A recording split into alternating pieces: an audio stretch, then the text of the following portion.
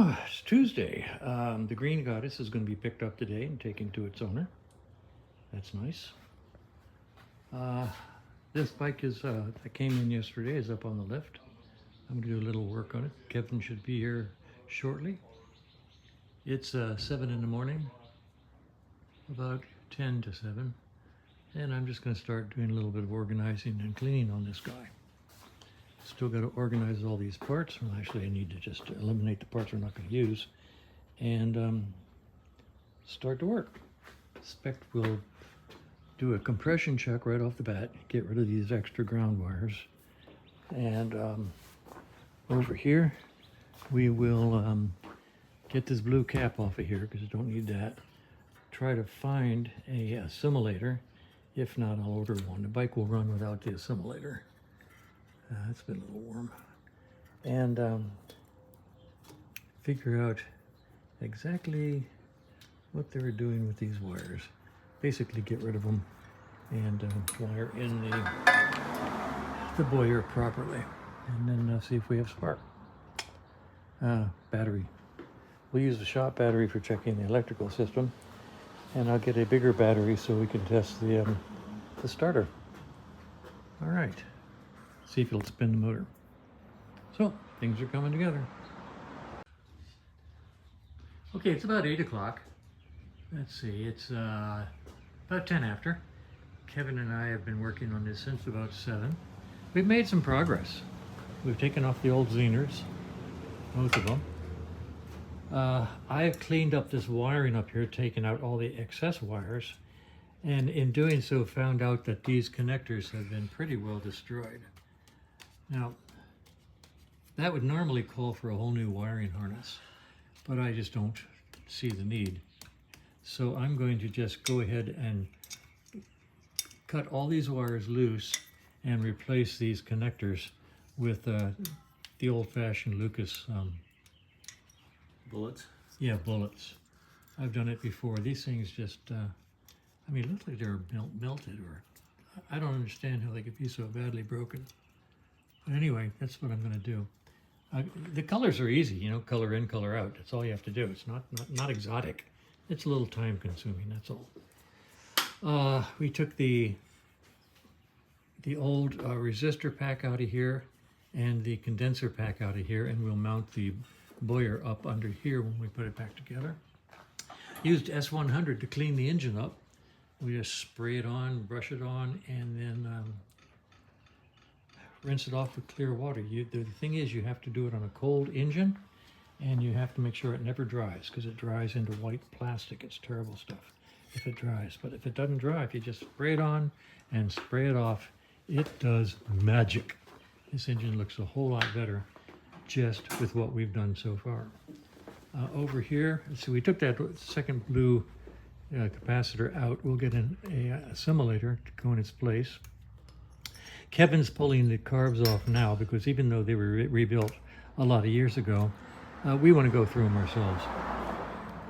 This is the wire that goes to the horn. It used to go down below. It's going to go forward and put a horn up front instead of down below where it catches all the road debris and get rid of that 7-pound horn. These are the wires that go to the alternator. They're going to come up here to a new solid state rectifier.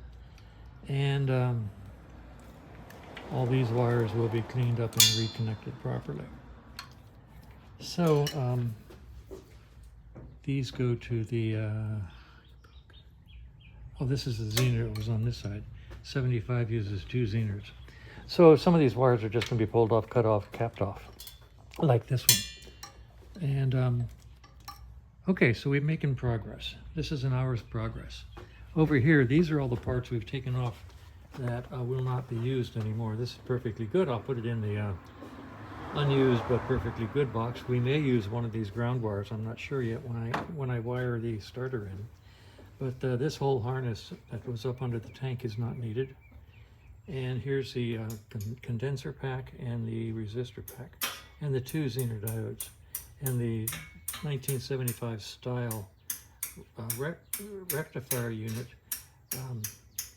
that they went to that one year. So this is stuff that we don't need, and we'll put it aside for now. This is S100.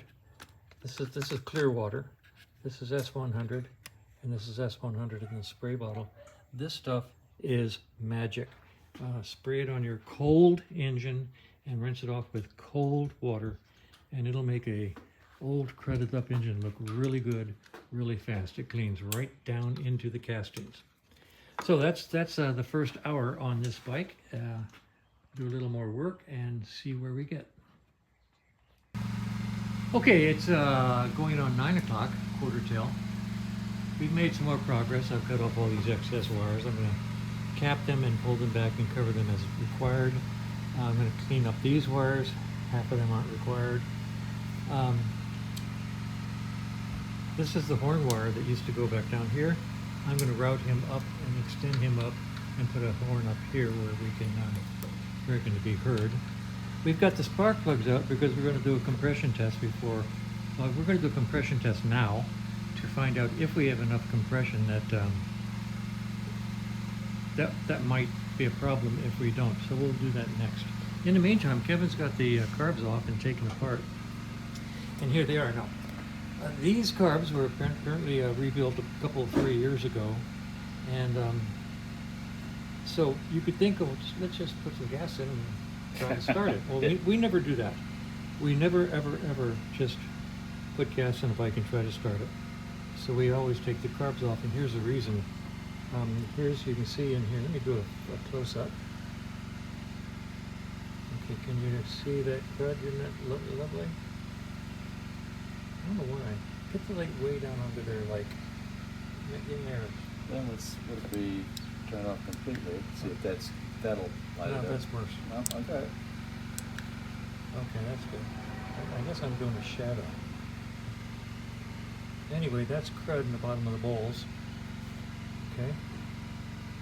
We've got the old plastic floats, which we will replace with the new ones. New style. These are your needles, and look at the crud on the needles. This is just from sitting with gas in the carburetors.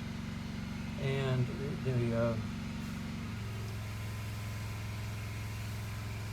main jets are yeah, I'm sorry, I drew up like main jets. This one you might be able to see through. It's got a hole. See the hole? Well, this one is completely occluded. It's just jammed up tighter than the drum. And we'll go through and clean the pilot jets. So we're going to do a complete carb clean, and we're going to put a carb update kit in it that consists of the new floats and some other bits and pieces. So anyway, that's why we take the carbs apart on every bike we work on. If it didn't come in a runner, that's one of the things we do just because. All right, before we go much farther on this bike, we want to make sure we have compression. So we're going to do a compression test on each side by foot. We're going to kick it over 10 times. I love the we I'm saying. Kevin is going to kick it over 10 times. Good news, we don't have to worry about holding the throttle open because there's no carbs on the bike. So all he has to do is kick it 10 times on this side. By the way, we did put a shot, just a shot, of WD-40 in each cylinder, only because I don't know when the last time those pistons moved, and I thought it'd be nice to give it at least a little bit of lubrication. And the difference in compression on this test won't make much difference with that little bit of oil in there. So, okay, Kay, give her 10 big ones. Oops. Is it hitting the pipe?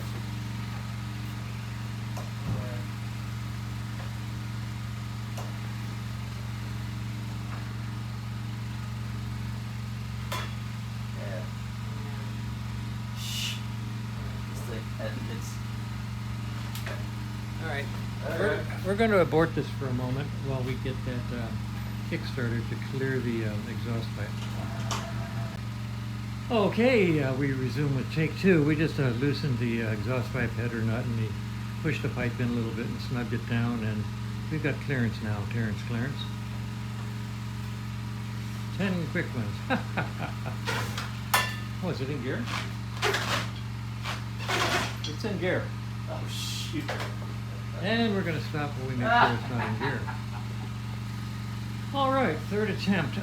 We got it back into neutral. but we're not sure how. The shifter on the other side is just sort of flopping around, and we finally got it to flop in such a manner that it kicked the tranny into neutral. So now we're going to try one more time with 10 hard kicks and see how it goes.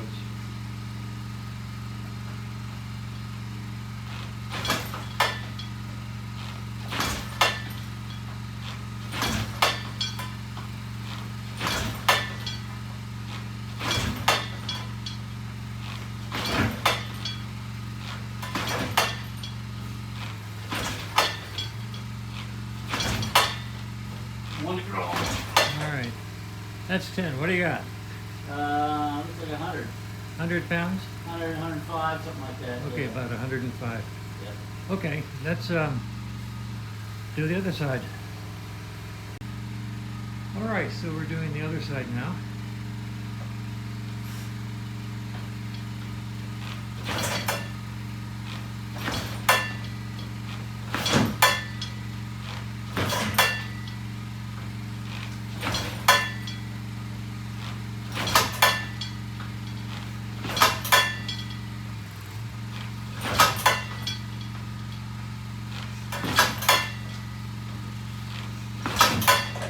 That's 10. We'll do some more work on that exhaust system.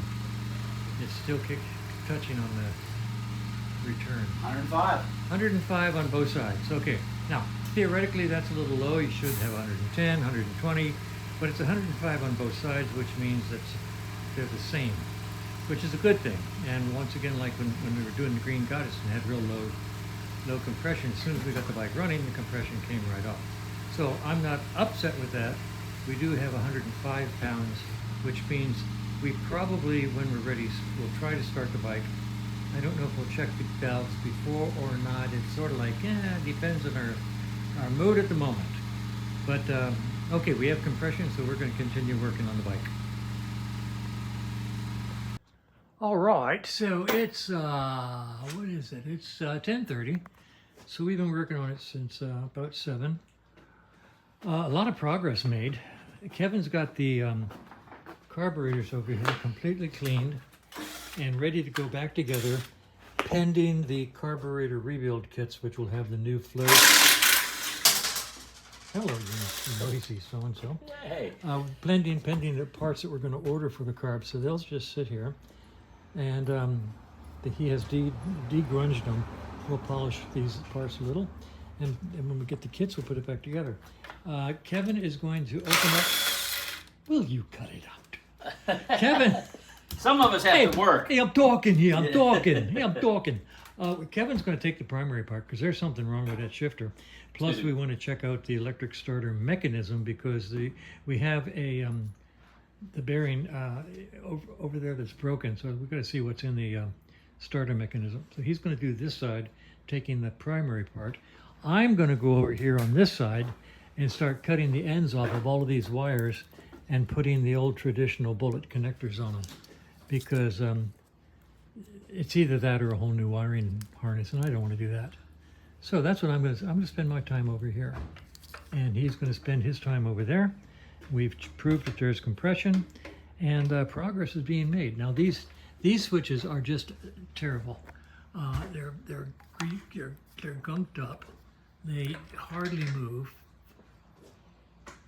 and I'm going to take them all apart and see if I can clean them up, lubricate them, make them work. And that's jammed up completely. So they need to be cleaned. So I'll take those apart and see if I can clean them up and make them work. So that's the plan. That's where we are right now. And I'm going to do a lot of wire fixing under that tank. So here we go.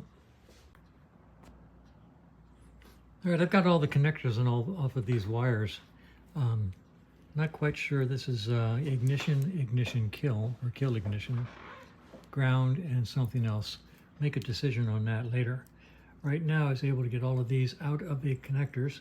Some of them together. I actually have pin pushers, but I don't have a pin pusher that fits this diameter pin, so I ended up just tearing some of them out. Some I was able to get out with needle nose, some I just said, the heck with it, and tore them out. So I'm ready to start putting bullets on here. I'll strip it back and start putting some bullets on. That's my side of the bike. Over here in the meantime, Kevin opened up the primary and found bad things. First and foremost, if you look straight down here at this shifter assembly, you'll notice that this is slightly bent. It's bent. I don't know if the whole thing is bent or if it's just this tip. I'd say the bike went down hard on the shifter and bent this shaft. So that's probably going to be a replace. In the meantime, just to test the shifting, I took a pair of what I call slip joint. There's another name for these. I call them slip joint. Yeah, that's fine. Anyway, and I just grabbed the gear, and Kevin's going to be moving the rear wheel, and I'm going to be theoretically shifting, but I don't have any real shifting. And look at the amount of play in that shifter shaft. I can't, oh, I got a gear, okay. Okay, now let's try it again. Another gear, okay. Neutral. Oh, no. False neutral, sorry. That's probably false. Yep. Okay, let's try this again. Okay, I'm probably up in fourth here. Let's go down. Think that's third. Uh-huh. Try that. Second. Neutral. Yep. Down into first. Okay. Okay, maybe this isn't so bad. Let's see. There's neutral. Not quite. It's It's dragging something close. it's neutral. There. Okay. Something. Just slip. Second. Nope. Yep. There. Third. Yep. Fourth. Yep. Okay, good. We do have shifting. All right, we didn't think we had shifting. Let's go back down to neutral. Uh-huh. Third. Back up. Neutral. Neutral. Okay, good. Okay, All right, good. that's good news. We thought we had a problem with the shifting, but I think Problems with, yeah, somehow. I'm not sure that there is even a problem with the play. Once we get this thing together and try using the lever, Okay. it might be different. Okay, good. So we're going to leave this open right now. I don't know if I'm going to take this assembly apart or not. We might just get ourselves a battery and put some power on it and see if it spins it. If it does, so much the better. All right, that's where we are now, and it's going on 11 o'clock. You've got to be somewhere at 1. Right, yeah, I'll pull What'd out about by 11:30 at the latest, go home, clean up, lunch, and Okay. then go. So we'll put in a few more minutes here, and then Kay has to go home, and I'll probably just continue working on the other side, putting bullets on ends of wires. So, progress is being made. It it looks like what a mess, but it's Yeah. not. It's actually quite cleaned up and a lot of stuff organized, and we're setting the groundwork for getting this guy running. Want to show them the fuses in the Uh, headlight bucket? No, it's just on 75, they put fuses up here in the headlight bucket, so you've got ignition, lights, and turn signal fused separately, which is kind of neat, which means if you have a secondary short circuit, you don't kill the whole bike and kill yourself at 65 miles an hour on an interstate. So, kind of cool. And I don't have any real problem up here. These wires seem to be in pretty good shape, and we'll get her done. All right. So, I'll probably go up and pick up a battery maybe this afternoon. If not, we'll just use the shop battery for testing. And that's the way it is. Yo, Kevin, it's here. It is a quite complete 75 Norton. Aftermarket starter, that's the one that uses the Sportster motor. Aftermarket Dunstall DB lookalike mufflers, 750cc pipe, 750 exhaust pipes. It looks like 831 miles. Come on, it's got to be more than that. So I'm not sure that's a stock. There's no green ball, so I'm not sure if it's a stock original or not. Anyway, got a key. Side cover. It's all there. In some aspects, it's actually better shape than the other one. This is going to be interesting. So first day in the shop, turn signals on the back and on the front. I think we should do something with this. Okay, so I just want to let you know it's here. All right, it's just about 1 o'clock and I'm tired. I've been working on this since 7. This is the wiring harness under the tank that used to have 3 or 4 different connectors that were all broken up. I stripped it out, stripped off the ends of the wires, cleaned everything so that they're nicely identifiable. And I will hook these wires to these wires tomorrow and basically connect the circuits, connect the dots, and start testing things. I still solder bullets. I have a really nice crimper that crimps these bullets on, but I'm old-fashioned, so I like to solder them. I set them up, clean them up, prop them up, and go 1, 2, 3, 4, 5, 6, 7, usually 5 or 6 at a time, soldering them. And I use a Weller soldering gun. I use a very thin electrical solder. And I take each of the bullets before I solder them. I take them and I take the tip and I run it down a file just to clean off the tip, clean off any oxide that might be there. And they accept solder a whole lot easier if you just knock the end off the tip a little bit. So these are really good strippers, worth their weight in gold. The Weller soldering gun is, I can't even begin to tell you how old it is. Interestingly, I have connected at least 3 cords together, so it goes all the way up to the power strip on the back of my workshop bench, so I can work anywhere I want in the shop using this gun. I can just do a walk around. The tips are very expensive on these Weller guns. If you buy them at the hardware store, they're about $7 for 1 or 2. So I make my own. My buddy across the street showed me this. You take 10 gauge wire out of some household wire that comes in the white Nomex, I guess. I don't know. Hang on for a second. I'll see if I have some.